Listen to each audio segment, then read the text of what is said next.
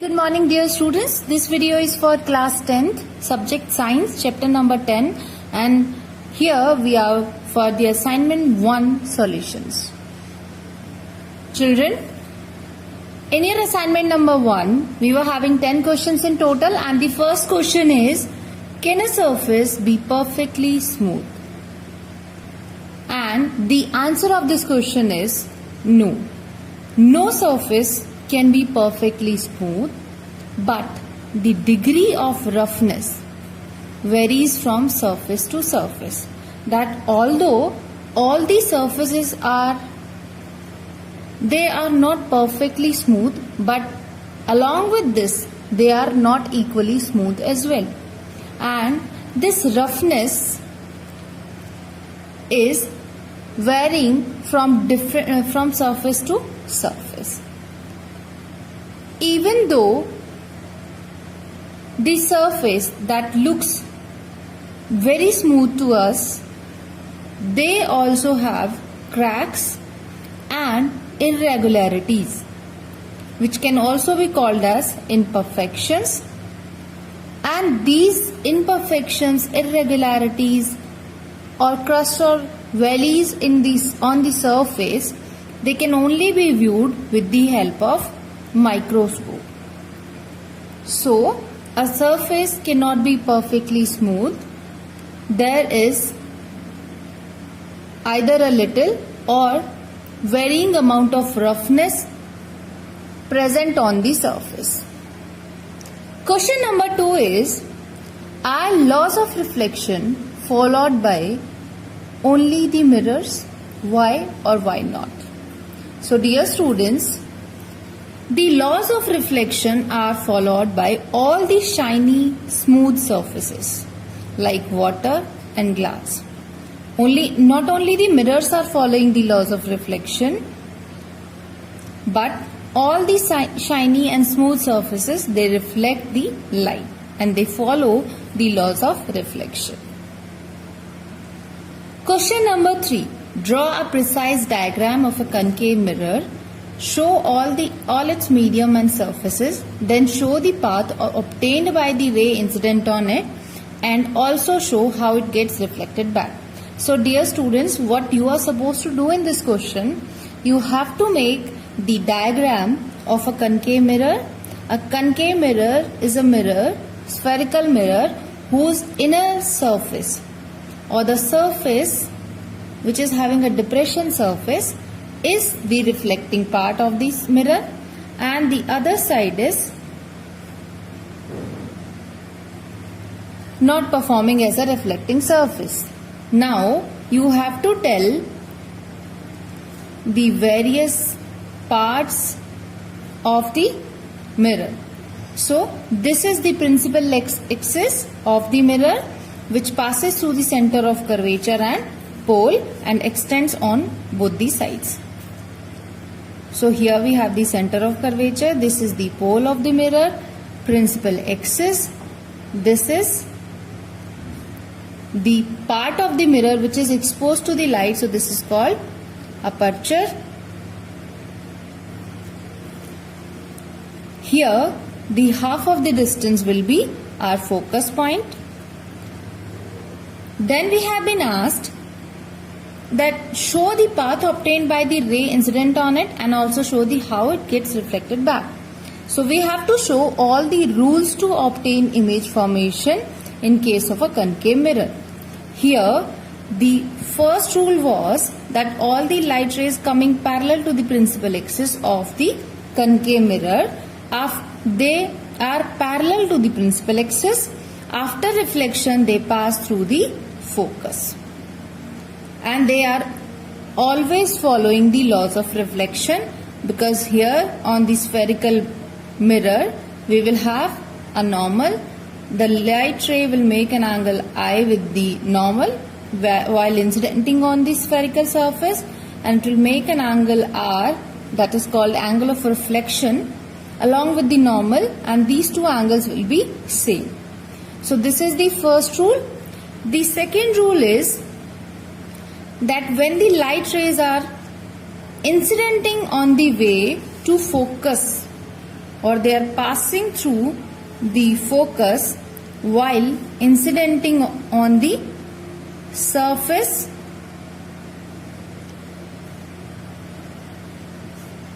this is the incident light. When it incident on the spherical mirror through the focus, then after reflection it travels parallel to the principal axis. The third rule is that when the light rays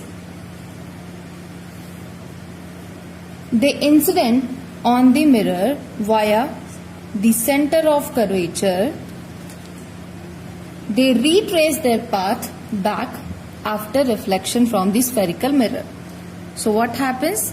That the light ray which passes through the center of curvature while incidenting on light on the spherical mirror, it will retrace or it will get reflected back on the same path. The fourth rule is that when the light rays are following on the pole of the mirror, then it will get reflected back with the same angle like this. Okay, so this was the answer for the question number 3. Question number 4 is, which substances are good reflectors of all wavelengths? So dear students, to answer this question, we have the substances like any glossy paint, glossy surfaces or shiny surfaces,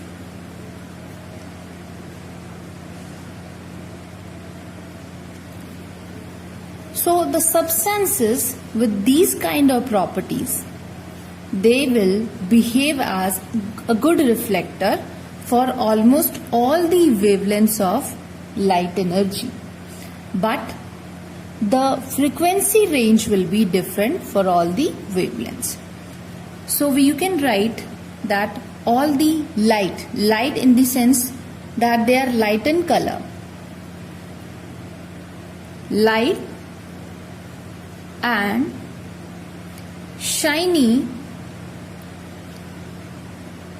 surfaces or light and shiny surface objects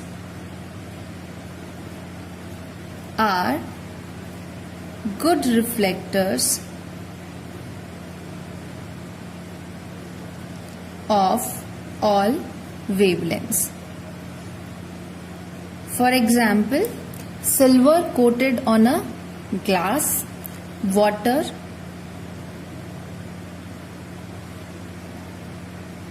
or any transparent medium with shiny coating on it, or glossy white paint. These are some of the examples which reflect almost all the wavelengths of light. Question number 5 is, an object is placed in deep space where it receives no energy. What should happen to its temperature and why? So dear students, the answer to this question is that when an object is placed in deep space where it is not receiving any kind of energy or any radiation, then its temperature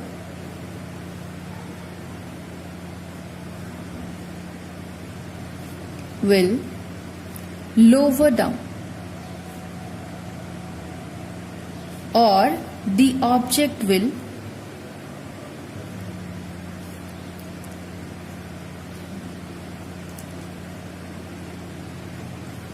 cool down itself. Now the reason behind this thing is that why it is happening, because all the objects, they are constantly emitting some kind of energy from it.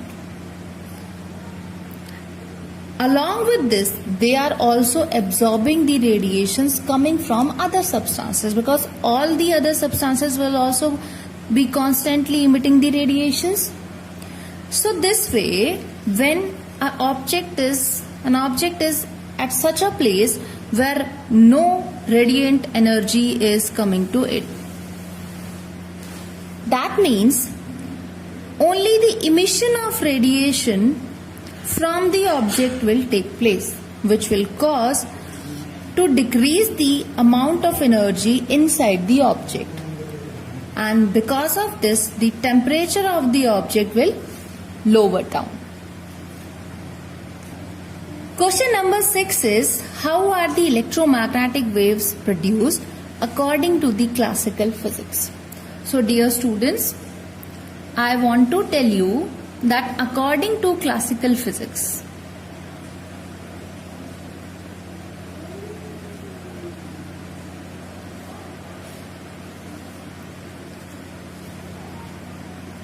first we should know what are electromagnetic waves or electromagnetic radiations.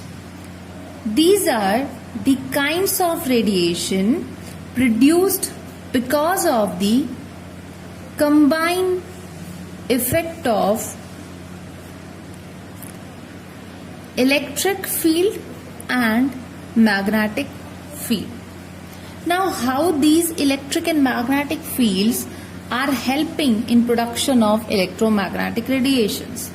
Now let us understand this, that electromagnetic radiation or electromagnetic wave is a form of energy, and it is emitted by a moving charged particle.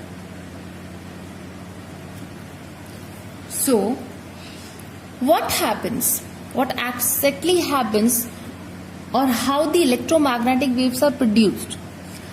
Suppose we have an electric charge here. Now this is a charged particle. I'm not saying this is moving, but right now it's present here. So whenever a charged particle is present at a place, then we all know that it will create an electric field, or it will create a region around it which will put or which will apply the force on other charged particles which are there in its region. So if it is producing electric field around it, this will also affect, that electric field will affect or apply the force on other charged particles present near it. That means the electric field of the first charged particle is applying force on the electric field, the charged particle present nearby this. The same will happen, that the electric field produced around this charged particle will also apply force on this particle. And in the similar way, all the charged particles present in the space, they will experience the electric field applied on them, because of which they produce a motion in themselves. So they start moving according to the force applied on them, because now a combined electric field of all the particles will apply the force on almost all the charged particles, because of which the charged particle will oscillate like this. Now the oscillation or the amplitude of oscillation will vary according to the force applied on the charged particle. Now if the charged particles are moving, what does it mean? Here electric current is produced.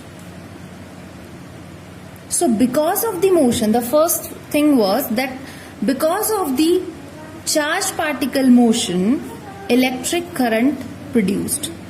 Now, as the oscillations are of varying amplitudes, that means the electric current will be of varying values. So, this varying electric current will produce a varying or changing magnetic field around it.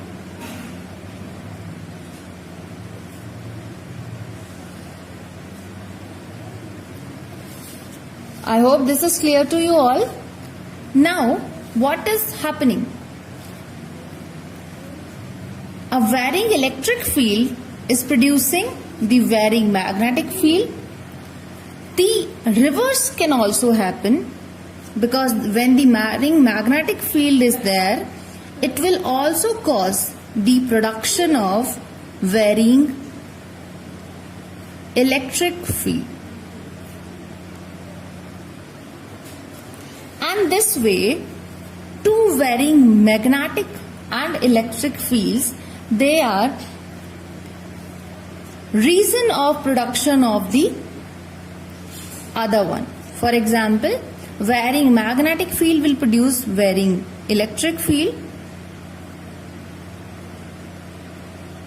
and varying electric field will produce varying magnetic field. Now, because of this, and why this is happening? Because of the motion of the charged particle.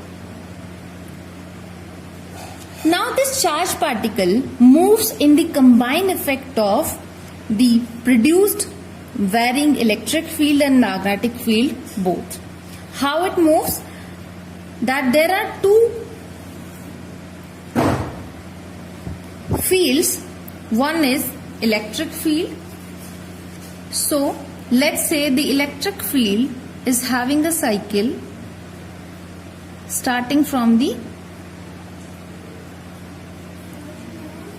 So, this is a sinusoidal wave,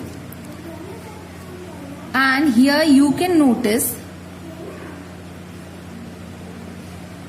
that the amplitude of oscillation of the charged particle is varying, because of which the production of varying magnetic field will be here. So this is our varying magnetic field. Because of this, now this will create electric field of the varying values. Similarly, here we have the magnetic field. This is electric field. The similar things will happen. Electric field,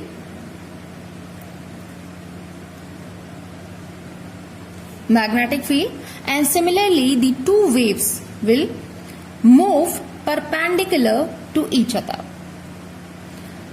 Now, and why this is happening? Because of the oscillation of charged particle. One charged particle is moving, and because of that electric field is produced. Because of varying electric field, magnetic field is produced. Then this varying magnetic field will cause the production of electromagnetic induction, that is electric current, and again the magnetic field will be produced. So this is how the electromagnetic wave is produced. This is called electromagnetic wave, which is produced because of the combined effect of electric and magnetic, both the fields. And here the distance between any of the two, either electric field or magnetic field, will give me the wavelength of the electromagnetic wave. Here, if this is the electric field and this is the magnetic field, which are perpendicular to each other, then the particle, because the electric fields and magnetic field, they both are perpendicular to each other, but in what direction the charged particle is moving? It is moving in this direction. Although the waves or the electric field is taking place in this plane and this plane, and the charged particle is moving in perpendicular to both.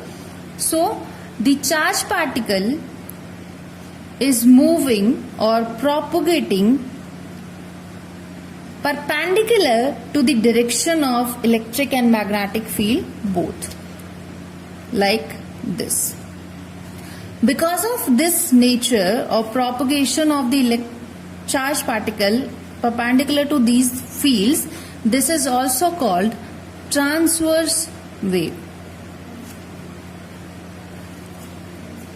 So what if you have to define the electromagnetic waves, then we can say that electromagnetic waves produced by the combined effect of electric and magnetic field.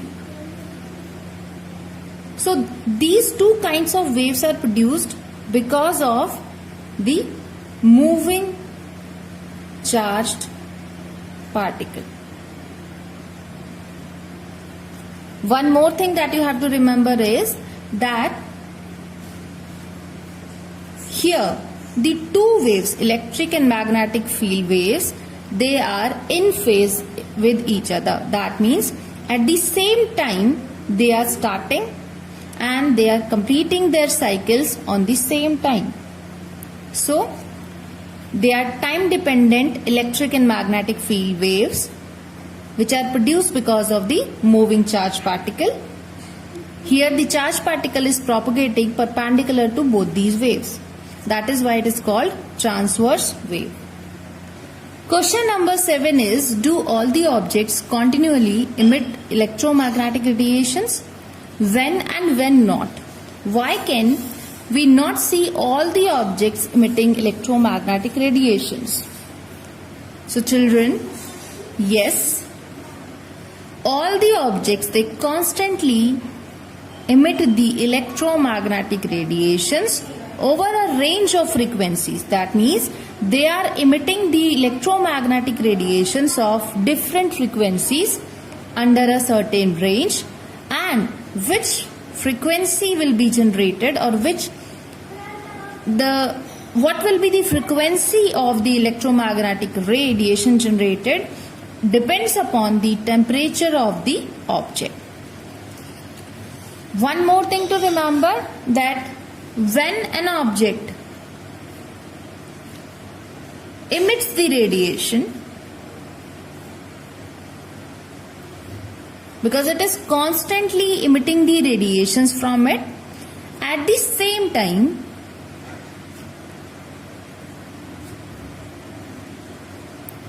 it absorbs the radiations, electromagnetic radiations coming from other objects, because all other objects will also be emitting the radiations. So all the objects, except along with the emitting the radiation, they also absorb the electromagnetic radiations coming from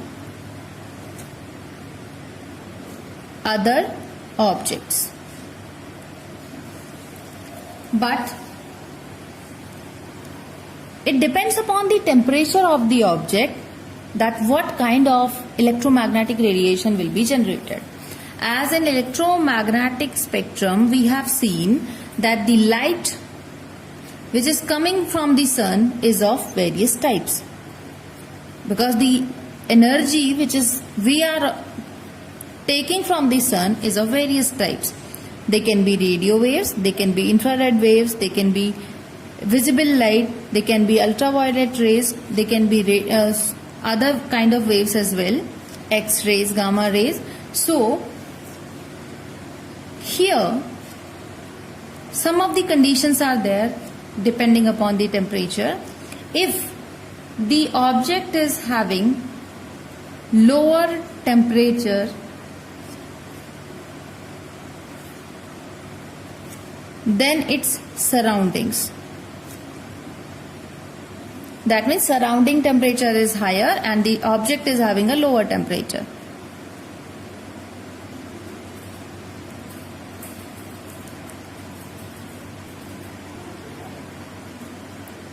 At that time, the emission of the radiation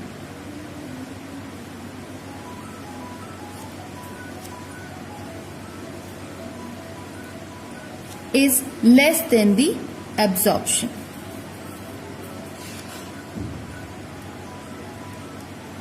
Of the electromagnetic radiations. So, infrared radiations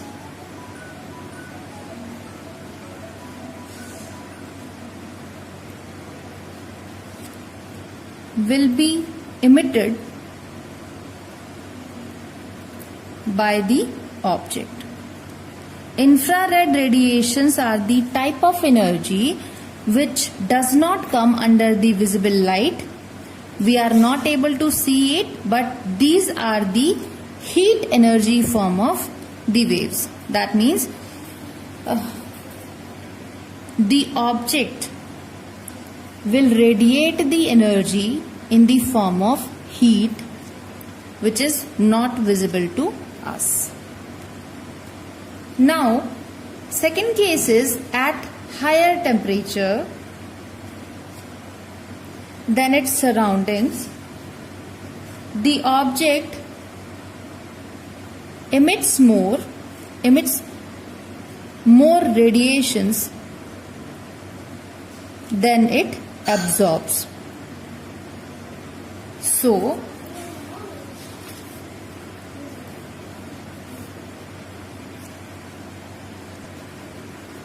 the object can provide or can emit the energy in the form of visible light, or it can glow. The object will look glowing to us. So along with the visible light, it also produces heat energy, that is infrared radiations. For example, bulb. At very high temperatures,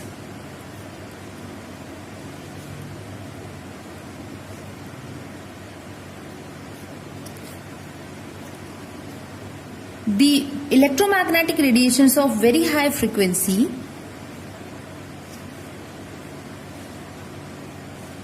will be produced. For example, ultraviolet rays. Along with the emission of ultraviolet rays, which are also the type of electromagnetic radiations only, visible light or visible electromagnetic radiations plus infrared radiations will also be produced. So always remember, when the object is at higher temperature, then it will emit more and absorb less. If the object is at lower temperature, then it will emit less but absorb more. And the last part of the question is that why can we not see all the objects emitting electromagnetic radiations? Because electromagnetic radiations with different wavelengths and frequencies, they are under the invisible form of light, because only a small portion of it is visible to us, which is from 390 or 400 nanometer to 700 nanometer. Only this much is the range which we can see of light. So all the objects which are either emitting the electromagnetic radiations less or greater than this wavelength, that electromagnetic radiation cannot be seen. So that is why we do not see all the objects emitting electromagnetic radiations. Question number 8 is, what is a thermal camera? So dear students, as the name suggests, thermal means heat energy. Camera means an imaging device. So, a thermal camera is an imaging device which is based on the principle of conversion of thermal signals into electrical signals. Now, from where the camera will get the thermal signals? It will get the thermal signals by absorbing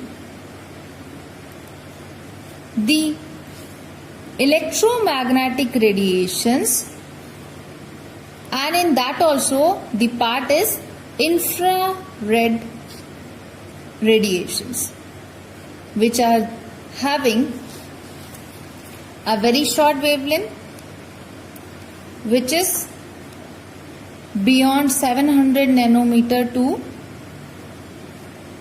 1 millimeter approximate. So, as this is not coming into visible light range, that is why this camera does not get affected when the camera is placed in the dark, because it is not working on the basis of light reached to it. It is working on the basis of infrared radiations emitted by an object. It takes infrared radiation in the form of energy, in the form of thermal energy, and it makes thermal imaging or thermal signals of the object. It also works properly in dark, and here the thermal signals obtained from the infrared radiation emitted by the object is converted into electrical signals, which create the image of the object on the basis of the information that it gets. So, a thermal camera is an imaging device which works on the conversion of thermal signals obtained from infrared radiation emitted by an object, and here the conversion of thermal signals is done into electrical signals, which causes the production of image of that object. Question number 9 is, why can we not see objects in night where a cat can? So dear students, there are many reasons that why cat can see in the night. The first is the design of their eyes. And what is so special in the design of their eyes? That they have large lens which is present in their eyes, because of which maximum light enters into its eyes, which makes the things visible to it, even in the very less light. But the question is that are they able to see in dark, in complete dark? So the answer is no. For an object to be visible in the dark, at least some amount of light is required to see, even by the cats. We will not be able to see in very dim light, but the cats can, because the large lens present in their eyes, almost all the light present, even if it is in very small amount, then also this light will enter into its eyes and make the things visible to it. The next reason is, the second reason is maximum expansion of pupil. Pupil is a hole present on the black dark portion of our eyes. So the cats are able to expand the pupil of their eyes at their maximum. That is why they allow almost all the light present in their eyes to form the images. Another reason is the photoreceptors Photo means light. Light receptors present in the cat's eyes. Two types of photoreceptors are there in our eyes, rods and cones. This you will read in the next chapter that we are going to study. So rods are responsible to see in dark and cones are responsible to see in colors or light. Cones, here in the human beings, cones are more, so they are able to see the things which are colored. They can also see the darker or grayish objects, but the rods are present in less number in humans. But rods or photoreceptors, this type of photoreceptors are in large amount in cat's eye, because of which cat is able to see the objects of dark color and they are most of the time confused in the colors. One more reason is tapetum. What is tapetum? It is a reflective tissue layer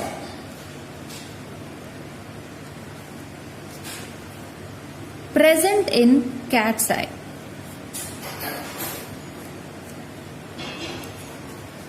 It is present in cat's eye because of which what happens that when all the light rays, and this is present, this is in this kind of the shape present in the cat's eye, that when the light, as this is transparent medium only, so the light will enter through it. But even when the small amount of light is entering into the eyes and when it is coming back or getting reflected back, then what happens?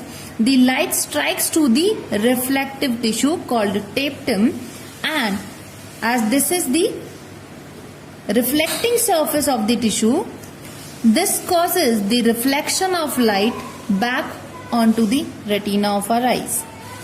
Because of which what happens?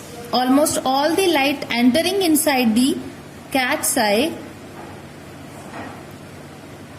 it remains in the eye and do not get reflected back, because of which the cats are able to see even in a very dim light or in a dark room. But if the room is completely dark, then remember the cat will not be able to see it. And this tapetum is the reason that why the eyes of a cat glows when we are taking a photo of it, because the light rays falling on the surface or this tissue, they get reflected back because of they appear glowing. So dear students, the last question is mirror and wall. Both reflect light. Why no image formation is there on wall? Because the image formation happens. Why the image formation is there? Because of the meeting of reflected rays. Only because of this the images are formed. Now, as we all know that mirror is a shiny and smooth surface. So the reflection that is taking place when the light falls on a mirror is regular reflection. What do you mean by regular reflection? When the light rays are incidenting on a surface and they all are reflecting back in a particular direction following the laws of reflection. This is called regular reflection. So when this happens, only then image formation takes place. but the wall, in comparison to the mirror, it is irregular, not shiny. So the most of light falling on the wall gets absorbed, and only a small amount of light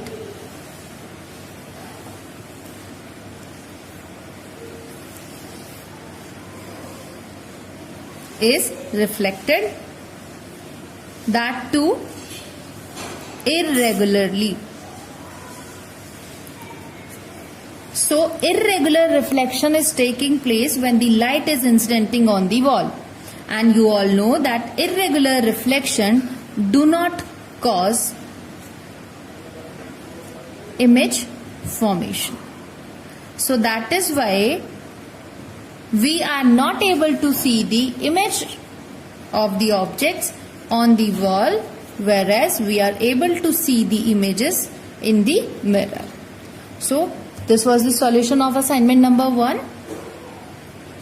Do it in the fair notebook. Make any corrections if it is there. As you have written the answers earlier, just cross check your answers and make corrections if required. Thank you.